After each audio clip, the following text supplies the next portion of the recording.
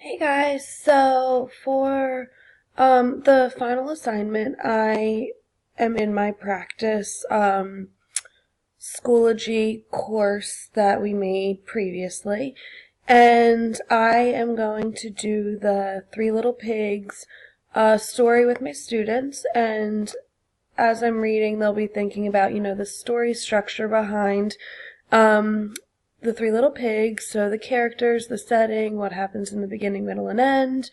And then previously I um, attached criteria on the rubric of what I would expect from each student. Attached is a Google Drive document, which is where students will go to enter the information regarding the story structure. So when they open it, each student will have a fresh copy of this. This is where they'll enter, the characters, the setting, the beginning, the middle, and the end.